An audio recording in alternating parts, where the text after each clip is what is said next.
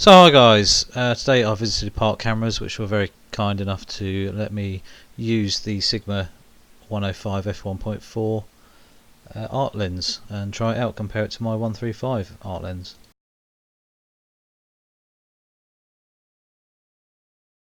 Let's take that off then. Yeah, that'd be cool, thank you. So the adapter's on there. Yeah, brilliant.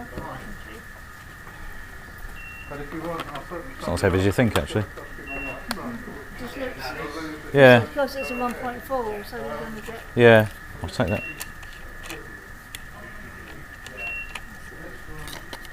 I thought they made it out of aluminium, like they did on the 150 to 600 I had. So the extra stop of light. Yeah, I said I've got a 5 here as well. So have you? Well, these are almost the same, I think. Yeah.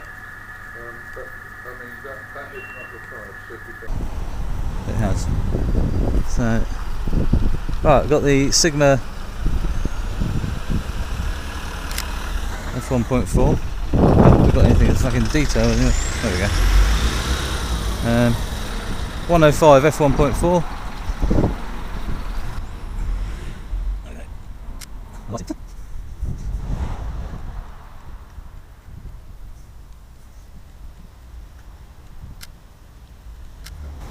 It's not as heavy as you think. In fact, actually, I think it is nicer to hold than the 135. In general, actually. Come on, focus, you fucker. There we go.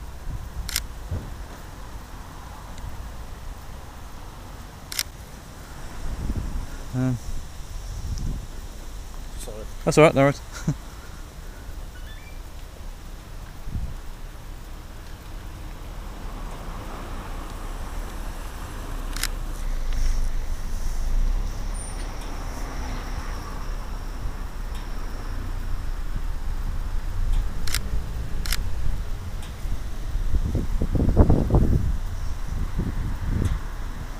Build quality is nice.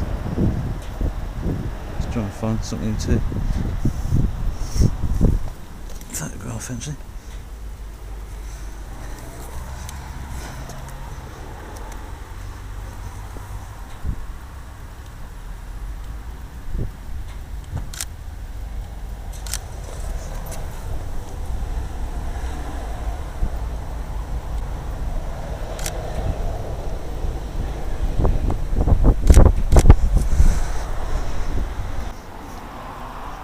Okay.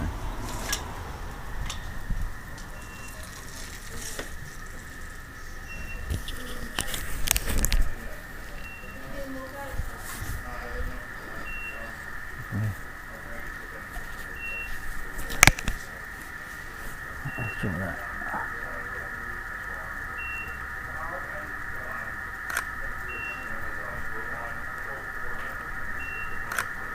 I did when they're due in. I actually pre-ordered one and cancelled it and went for this. Right. But I don't know if I've made a mistake or not. Right. Be interesting. I just want to retake a few snaps now. What I've taken with that, and then I can go. Okay, then compare them. Yeah, it's a lot. I mean, that's 1,200 quid. That's 1,500 quid. Obviously, I can probably get most of the money back on that on eBay or something. But it's just like size-wise, roughly the same, Yeah, they are, aren't they? Even. approximately. And actually, do you know what? That feels nicer in the hand. Right. It actually feels more balanced than that one. That one feels a bit more. In fact, that feels heavier, really, compared to that one. Even though it's not. I think it's just better in the hand. It's just the way it's probably the way It's slightly bigger, Yeah. so it's not on there. But even because I think it's because I'm holding that, it helps balance the camera. Obviously, you're not using manual focus very often, so I'll let you. Okay. Thank you. So comparing it side by side with the 135 against the 105, indoors there was a little bit of difference obviously in light and shutter speed difference. But as you can see here, sharpness, they're all identical. They're literally as sharp as each other. So both lenses, whichever one you choose, are incredible. A slightly wider view angle of view, sorry, from the 105. But other than that, I can hardly see anything. I did have in the bag my Samyang 35mm f1.4, so I did just a demonstration of that compared to the Zeiss 35mm f1.4, just quickly, so you can see how the drop off from the 105 and the 135 compared to a 35mm f1.4. This is the 105, and straight away really sharp, even zooming on the balloon there, and even the detail in the bags and everything, absolutely brilliant. And the same with the 135. My shutter speed was slightly slower. Other than that, I can't really tell much difference. Maybe the background's slightly more blurred or softer in the background than the 105. Outside here, so obviously a slightly wider angle. This isn't accurate because I didn't stand in the right place because I didn't have the lens side by side on two different cameras. But as you can see, extremely sharp. Same with the 135. But the 135, really nice soft background there. I was impressed with it. So definitely, win-win situation, whichever one you buy. Here we go, the water bottle I found on the floor. As you can see here, nice and sharp, and looks really good. Quite pleased with that, even when you zoom in. And same with the 135. There's hardly anything in it. It's just the angle of view, it seems to be. Especially when you're close onto a subject. I think it's probably more apparent on the 105 f1.4 if you're standing away from your subject.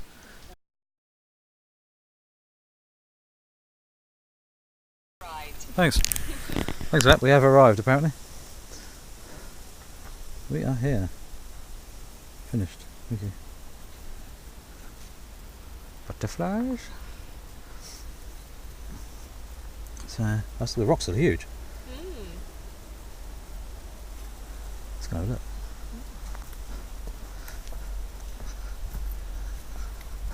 Oh look, it's a cave.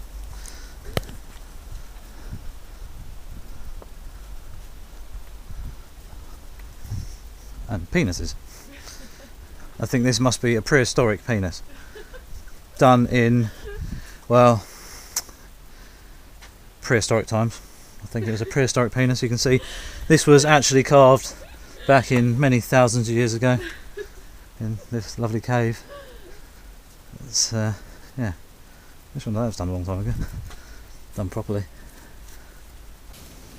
Watch your head.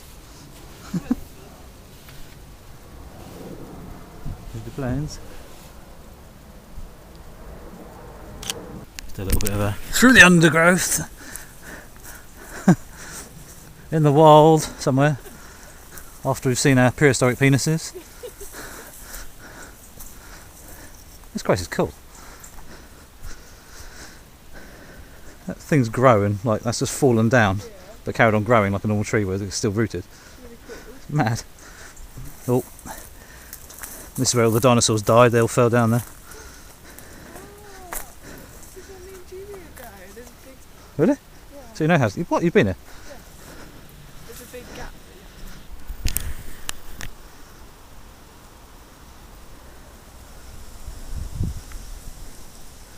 Wah, wah, wah. That's a really cool view. Literally like. Hang on. It's getting coming out the clouds. There it is.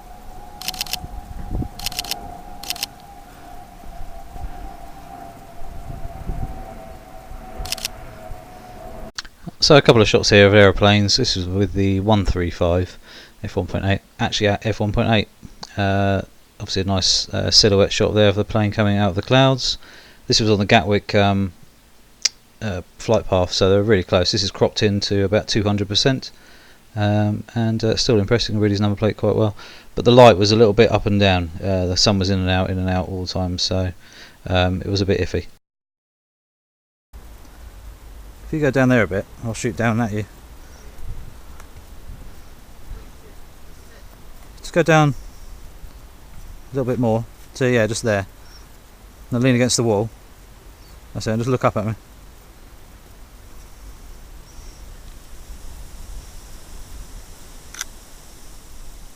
Play with your hair, like both hands. So as the lens is performing really well, the light was very flat right now. As you can see there's not a huge amount of sort of punch in the shot, which is a real shame, but still really quite sharp. I thought there's somewhere I thought it was a jacket. I was thinking.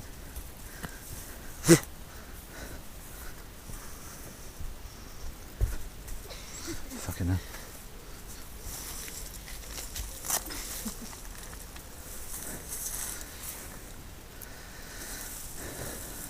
I'm actually going to go over around here is easier. You just step over it. But you're little. No, I'm not.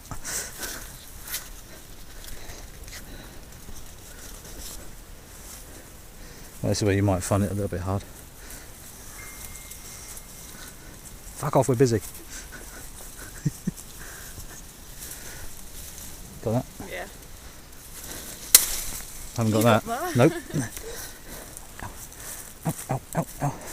So it's going to be easier going through there, look. Easier going Through here, look.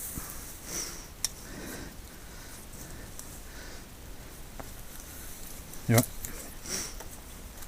That was easy. Yeah.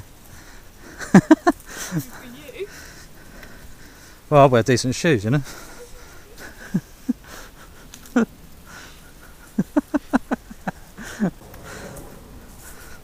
Oh shit. We could have gone down there, but you said this way. Shit, that's really fucking slippery. No. Don't stand on that. Calm as a bitch. I was recording that as well.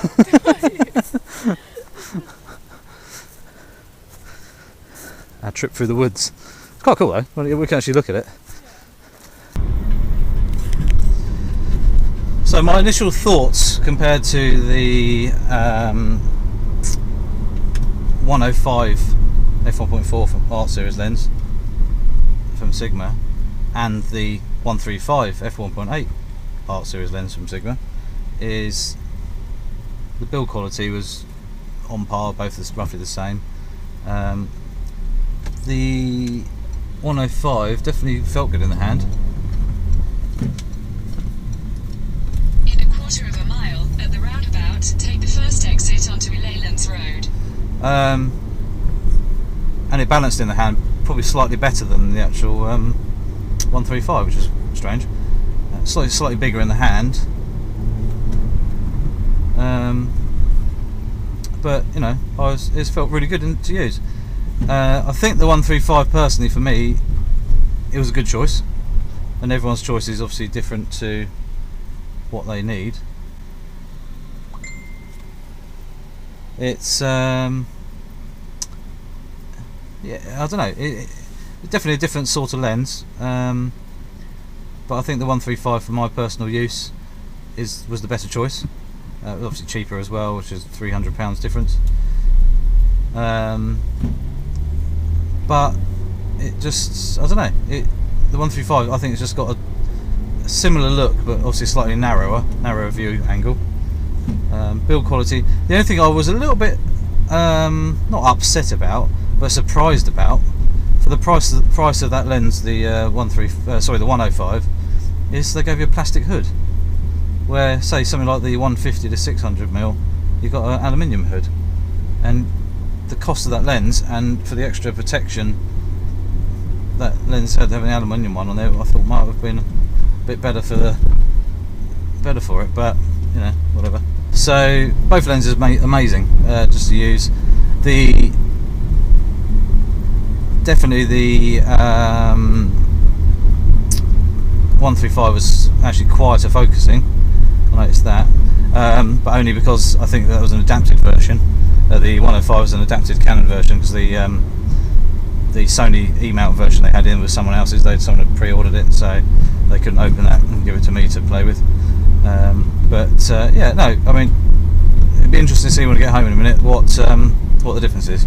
So some side-by-side shots of the 135 and the 105 to look at. So anyway, guys, see you soon.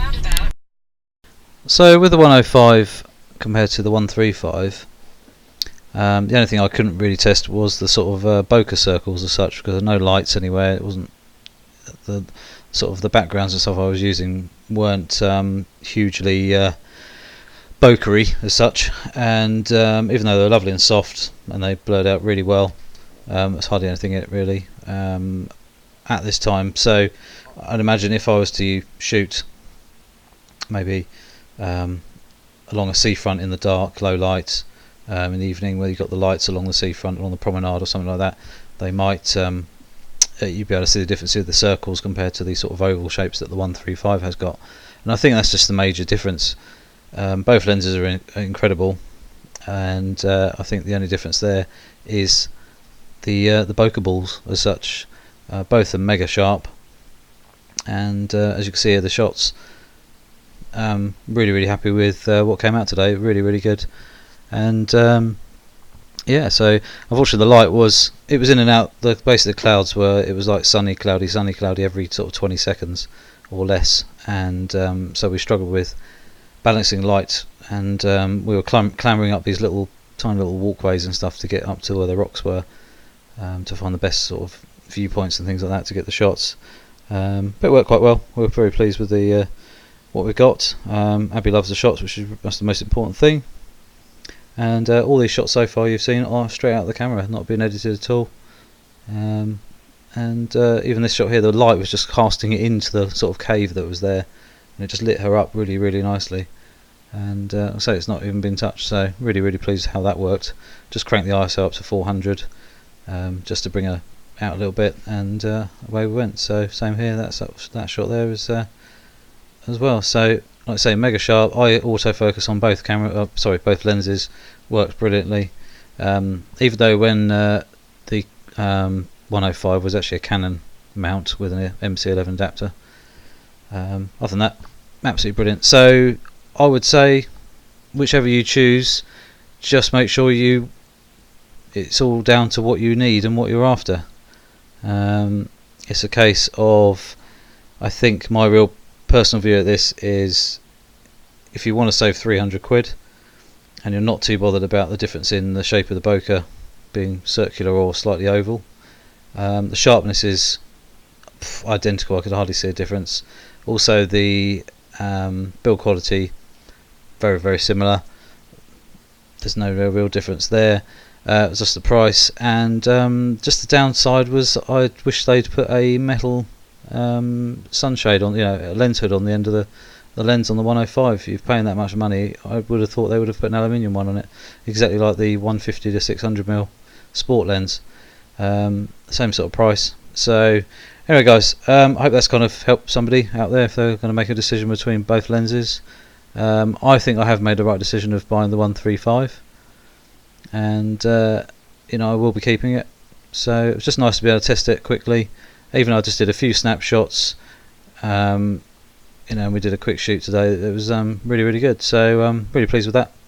And yeah, so I'll see you soon. Please remember to click the subscribe button and click the notification bell so you get a notification when I put a new video up. And keep watching. Also ask questions. If you want anything, I can possibly answer a few questions.